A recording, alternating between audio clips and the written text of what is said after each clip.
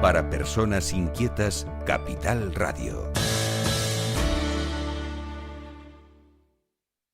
El remate, con Miguel Ángel González Suárez.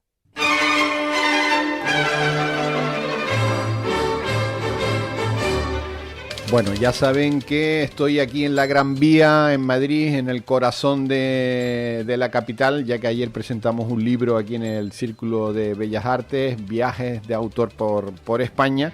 Y bueno, estoy aquí en el Hotel Regente, que está aquí en el corazón de la Gran Vía. Para los que no conozcan la Gran Vía, frente a Primar, a los grandes almacenes Primar. Y en los estudios centrales, que lo estoy viendo por la cámara, está, bueno, ahora me está saludando por la cámara, está Constantin Giner, que es el CEO, el director general, el jefe de la gran empresa Proyectos Insulares. Connie, buenos días. Buenos días. ¿Cómo te encuentras? Pues bien, se me hace raro estar aquí solo, ¿eh? En el estudio número 2 solo, ¿no? Sí, sí. Pero bueno, bien. Pero te estoy viendo, ¿eh? Sí, que sepas sí, que estoy controlado. Que estás controlado, que tenemos ahí unas cámaras Vale. para controlar a ver lo que hacen. Sí, siéntete cómodo en el estudio, sabes que estás en tu casa. Sí, bueno, hoy vamos a hablar de cómo se inició Proyectos Insulares. ¿Quién fue el fundador de Proyectos Insulares? Que fue gran amigo mío, además, que fue tu padre, un gran amigo. De hecho, tu padre le encantaba invitarme a merendar en su casa. Él vivía, bueno, todavía tu madre vive ¿cómo se llama el edificio? El Pino de Oro. En Pino de Oro, el edificio Pino. Fue un hotel, bueno, está por encima del Hotel Mensei. Sí, señor. Y ustedes vivían en la última planta, ¿no? Sí. Con unas vistas espectaculares a Santa Cruz. Bueno, hay que decir que el padre de Connie, que fue el fundador, estamos hablando de ¿cuántos años hace que se fundó Proyectos Insulares? Pues viene a ser a principios de los 60. Principios de los 60.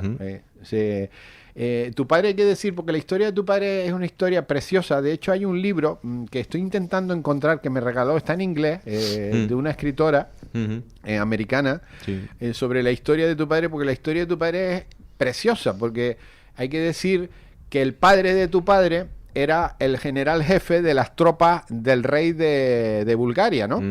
Correcto. O sea, tu abuelo...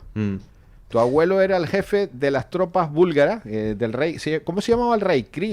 Simeón. Simeón. Sí. Del rey de Bulgaria. Lo que pasa es que en un momento dado entraron los comunistas en Bulgaria. La cosa se lió. Se lió la cosa. Se lió parda en Bulgaria. Por cierto, que tuve la oportunidad de estar en Sofía, en casa de tu padre también, allí en el centro, en el corazón de Sofía, en una ocasión que estuvimos allí. Bueno, se lió la de Dios y tuvieron que salir por pata, pues si no se los que matan, podían, ¿no? pero tú sabes, los que podían salir de Bulgaria. Claro, régimen comunista, dictadura, etcétera. Para salir no era nada fácil. No. Entonces, la historia, tu padre me contó la historia de cómo tuvo que salir de Bulgaria para que no lo mataran a él. De hecho, sacó a una chica que la iban a matar, la iban a fusilar, y la sacó de Bulgaria. Y claro, y tu padre empieza a recorrer el mundo y llega a Estados Unidos. Y en Estados Unidos, que era un gran trabajador, trabajando, evidentemente. Pues como todo. Las cosas no se consiguen, las cosas no vienen como todos no, llovidas. Bueno, como sí, todos no. Sí, como todos no, porque yo conozco gente que no trabaja en su vida y tiene mucho dinero, ¿eh? Sí. Pero tu padre, un trabajador, un emigrante que llega a Estados Unidos, estamos hablando de otra época. Sí. Y allí con el trabajo y con el esfuerzo, pues las cosas le van muy bien y gana mucho dinero, ¿no? Y en un viaje que hace tu padre a Francia, porque a tu padre le encantaba, no sé por qué le encantaba tanto Francia. Yo creo que también por un tema estratégico de geográfico, ¿no? Porque está como ahí en el centro de Europa y tienes Inglaterra, tienes España, tienes Alemania ahí al lado, estás como ahí en el centro, ¿no? Ya. Y hay que decir que tu madre es francesa, ¿no? Sí, mi madre es de nacimiento, también es búlgara. ¿Es búlgara? Pero también se vio envuelta en toda esta historia del comunismo y la dictadura y demás, y consiguió salir del país y se nacionalizó francesa. Ya, que por cierto tu madre vive en Tenerife. Sí, sí. O sea, ya decidió, tu padre falleció ya hace algunos años, Sí, pero en tu 2008, madre sí. decidió quedarse ya en Tenerife. Sí, ya desde hace unos años, de hecho además le nacieron los nietos, con lo cual con 3 nietos, pues imagínate, ya no tiene ganas de irse a ningún lado. Ejerciendo de abuela, ¿no? Sí, sí. Bueno, sí. hay que decir que tu padre en un viaje a Francia, en barco, evidentemente, paró en la isla de Tenerife, el barco. Sí. Y en ese momento, no sé qué coño pasó, se enamoró de la isla de Tenerife. Algo vio y claro, tú imagínate esa época como estaba toda la poca infraestructura que había en la isla. Estamos hablando de finales de los 50, más o menos. Sí, más o menos. Sería el primer contacto que él tendría con las islas, hasta que ya por fin, una vez decide establecerse aquí y arrancar con los proyectos que él tenía en mente, ¿no? Bueno, entonces, tu padre, una gran persona, que tuve el placer de conocerlo y de convivir con él, muchas experiencias, en un momento dado dice, mira, todo el dinero que tengo, o todo el dinero que he ganado con el sudor de mi frente, lo voy a invertir en la isla de Tenerife. Correcto. Y entonces empieza 2 grandes proyectos. El primero es compra todo lo que es Radasur y Tabaiba. Compró 1 millón de metros cuadrados. Sí. No, lo primero fue Guajara. Primero Guajara. Empezó correcto. con Guajara, hizo una gran parte de lo que es la urbanización, la antigua, la que en su día pues compraron muchos extranjeros también y demás. Empezó con Guajara y después fue cuando compró todo lo que es el suelo que fue conformando, que casi fueron ese 1 millón de metros cuadrados que hoy en día está Tabaiba. Bueno, primero hace Guajara. Hay que decir, por cierto, que hace unos años pusimos un busto, sí, en la entrada, a la entrada de Guajara. Guajara es una urbanización que está entre Santa Cruz y La Laguna, concretamente La Laguna, por encima de los centros comerciales. Sí. Hace unos años se le puso un busto a la entrada y hay un busto de tu padre allí. Sí. Y sigue estando. Y sigue estando. Y sigue estando. No, yo lo veo, cada vez que bajo por la autopista veo que se hizo un acto muy bonito, donde estuvieron las autoridades y se puso el busto de tu padre allí en la entrada de Guajara. Posteriormente compra el 1 millón de metros cuadrados en lo que es Tabaiba, Radasur, todo eso que se llamaba Tabaiba, y empieza a ser una urbanización única, ¿no? Porque en aquellos momentos. Hombre, yo creo que era algo, él era, a ver, yo creo que para la época era un visionario, ¿no? En el sentido de las ideas que tenía y de lo que él quería hacer allí. Yo llegué a ver los planos originales de todo el diseño de esa urbanización privada, y la verdad es que es una pena que al final, por otros motivos, se paralizara todo, en el sentido de que no se pudo desarrollar la urbanización como estaba inicialmente prevista. O sea, en la parte baja había un hotel de 5 estrellas, había un muelle deportivo, en la parte alta, donde ahora está el Colegio Alemán, había proyectado un pequeño aeródromo.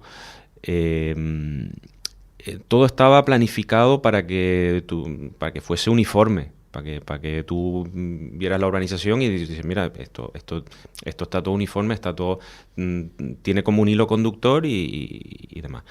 Pero bueno, al final, por las cosas de la vida... De todas maneras, es que estamos hablando de los años 60, ya tenía su depuradora. Ojo, años 60. Depuradora, sí, había una central eléctrica que le daba... Había una central eléctrica, había alcantarillado, todo lo que se estaba construyendo, que por cierto ahora hay en el municipio de Rosario hay sitios que no hay alcantarillado. Sí, lo digo porque yo vivo ahí y no tengo alcantarillado, o sea, lo digo con conocimiento de causa, pues casi...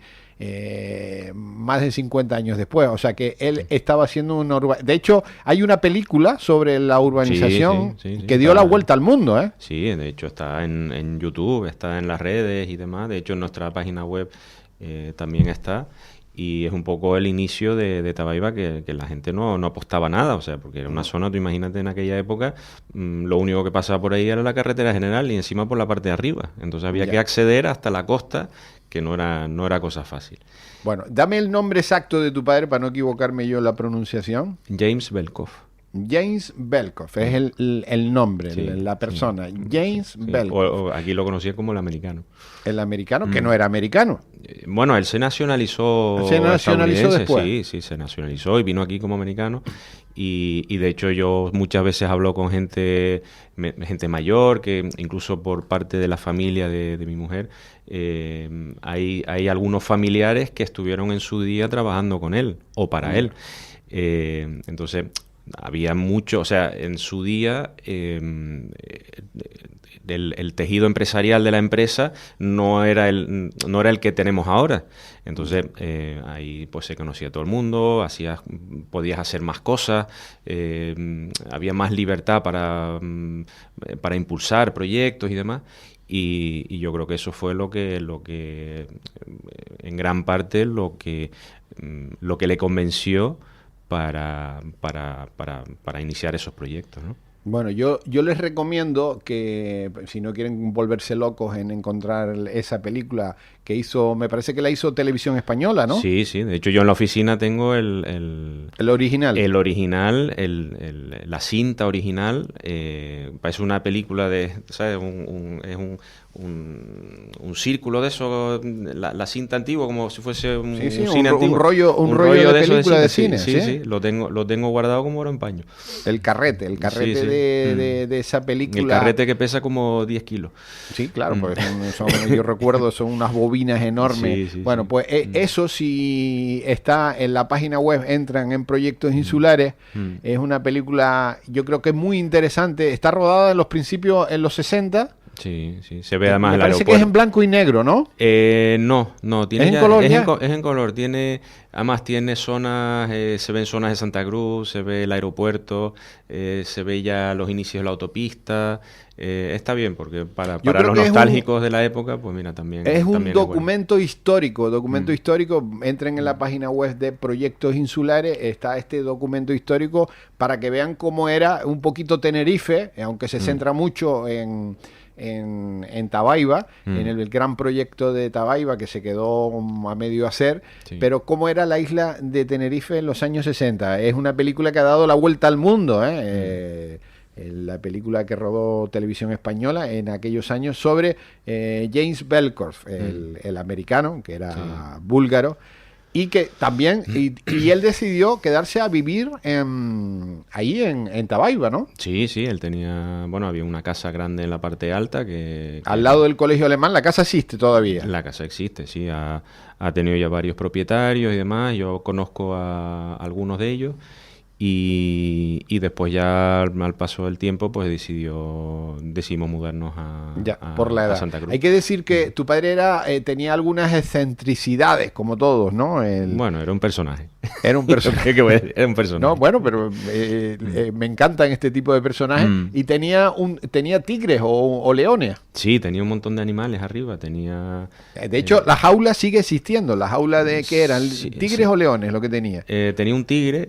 Un tigre. Sí, y después tenía una pajarera enorme en la entrada, tenía pájaros exóticos, tenía algún mono, tenía mucho vinculación con el Loro Parque, porque le gustaban además el tema de los animales. Era miembro de una asociación creo que es WWF, que era no sé si sigue existiendo, que es sigue existiendo. Sí, es una asociación que defiende los derechos de los animales y demás.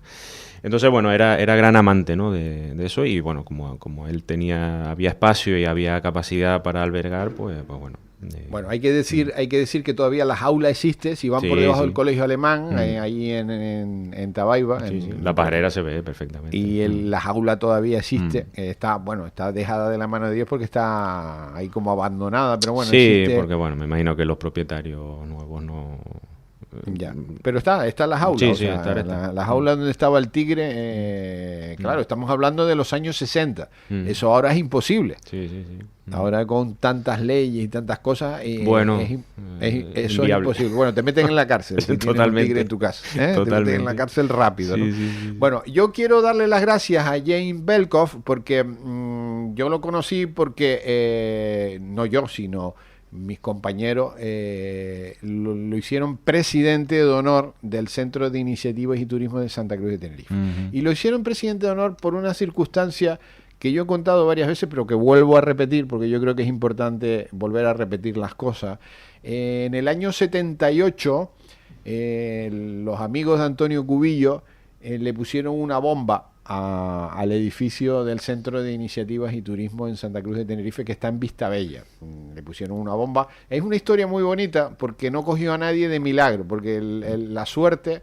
De hecho, había una reunión esa tarde y por una serie de motivos se canceló la reunión de los empresarios turísticos de la isla de Tenerife y no cogió la bomba a nadie de milagro. Pero bueno, explotó una bomba allí, una bomba de la época. Lo pueden ver en las hemerotecas, lo buscan en la hemeroteca y sale la historia. Esta noticia fue noticia nacional, está en El País a nivel nacional.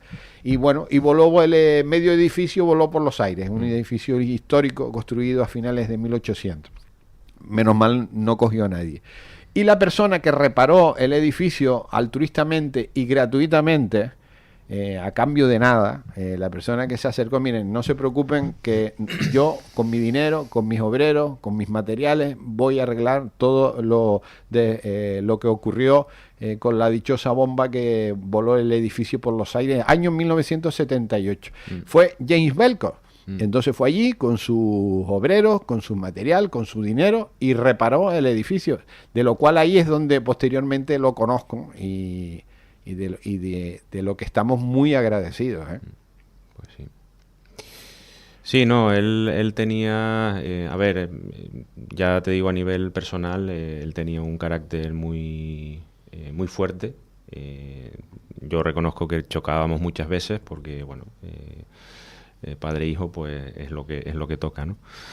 Pero también es verdad que dentro de ese carácter había muchas cosas positivas. Por un lado, pues el tema del trabajo, el tema del esfuerzo, el tema del día a día, el día de hacer crecer algo desde la nada.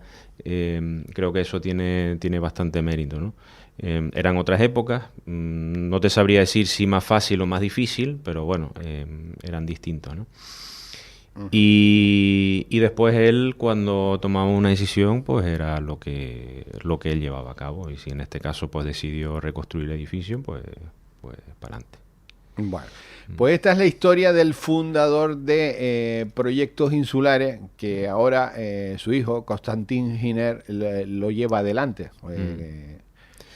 Sí, él cuando decide ya retirarse de lo que es la vida activa, empresarial y demás, pues pasan unos años, yo estaba con otras cosas y hasta que al final, pues con el tiempo te vas dando cuenta que ahí hay una empresa, que ahí hay un patrimonio, que ahí hay unas posibilidades que se van a perder, porque al final las empresas, si las dejamos morir... se van rapidísimo. O sea, no... Entonces, bueno, empezamos poco a poco a sanear, a poner las empresas al día, porque claro, después de haber pasado varios años, pues imagínate cómo estaba aquello a nivel de deudas, a nivel de problemas, a nivel de todo tipo. Y bueno, y me costó un tiempo. Mi padre ya estaba bastante mayor, ya no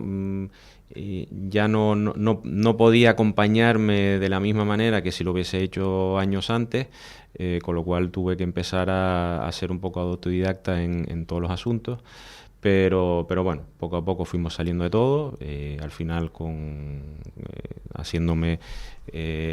codeándome con el equipo que al final con los años vas creando y demás, pues que te ayudan en todos los aspectos y bueno, eso nos ha llevado a estar donde estamos hoy en día. Bueno, eso es Proyectos Insulares, que lo dirige Constantín Giner, Connie, el hijo de este gran hombre muy desconocido. Yo oigo hablar a mucha gente barbaridades, porque hubo una época que la urbanización estaba cerrada. Sí, Era una urbanización privada, igual que hay muchas urbanizaciones ahora por toda Canarias. Yo conozco muchas que son cerradas y no puedes entrar. Claro. Y hubo mucha crítica, ¿no? Pero desconocen Claro, realmente... el tema, el asunto más delicado era el acceso al mar. O sea, la gente lo que no entendía es cómo se cortaba un acceso al mar cuando ellos querían ir a la costa. Lo que no nos podemos olvidar de que...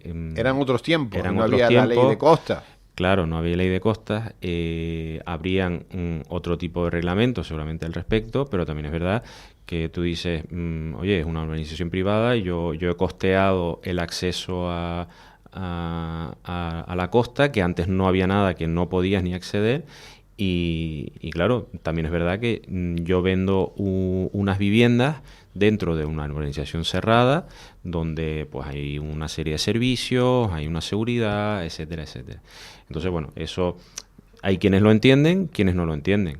Bueno, eran otros tiempos, estamos hablando de años 60, no había la ley de costa, no había las leyes eran de otra manera, Claro. Ahora todo eso... Hoy en día es impensable eso. Es impensable. De todas maneras, yo te digo que hay urbanizaciones cerradas, en España, claro. Y en Canarias. Vete a Madrid, ¿cuántas hay en Madrid? No. Que Yo te pongo una, en Valsequillo hay una que no puedes entrar, o sea, Sí, tampoco. totalmente. En Valsequillo, en Gran Canaria. A mí me parece bien, la gente que quiera un poco estar un poco aislado en ese sentido y quieren pues que no pase todo el mundo por ahí con el coche y demás, pues bueno, también la lo pagan. La más famosa en Madrid es La Moraleja, ¿no? La Moraleja, hay un puesto de ahí con guardias con seguritas de la zona, en una barrera y no puedes entrar. Claro. Y tienen unas calles enormes, de kilómetros. Sí, sí. Tú te vas a Estados Unidos, por ejemplo, y es lo más normal del mundo. Que tengas ahí urbanizaciones pues con su seguridad privada, con su club, con sus cosas, con sus instalaciones y ya está. No va a pasar nada. Bueno, esta es la historia, un poco la historia de proyectos insulares, de los inicios en los años 60, de un visionario que se enamoró profundamente de Canarias, de la isla de Tenerife, y que puso todo el dinero que había ganado en Estados Unidos, lo puso en esta tierra. O sea, no es que hiciera negocio para llevarse el dinero, porque no se llevó nunca el dinero. Todo el dinero se invertía. No. Y se quedaba aquí. Se quedaba en Canarias. Todo el dinero que podía ganar, o el que no podía ganar, todo se quedaba en Canarias, porque empezó con un proyecto, y cuando empezó con uno, después empezó con otro. O sea, y bueno, ya después la edad no le permitió seguir haciendo más proyectos. Pues yo estoy seguro que si hubiera tenido algunos años menos, ha hecho más cosas. Seguro. O sea que... Y ahora su hijo, Constantín Giner, Connie, compañero y amigo, es el que lleva esta empresa, y bueno, y lo único es desearte todo lo mejor, ¿no? La historia de tu padre es preciosa. Sí, la hemos contado por encima. Hay un libro escrito sobre una periodista americana que escribe la historia de tu padre con pelos y señales, y es una historia preciosa como ejemplo de vida. Sí, de superación y de un poco perseguir tus ideales, ¿no? Al final, que es lo más importante, ¿no? De tener unas ideas y perseguirlas e intentar materializarlas al final, que es lo importante.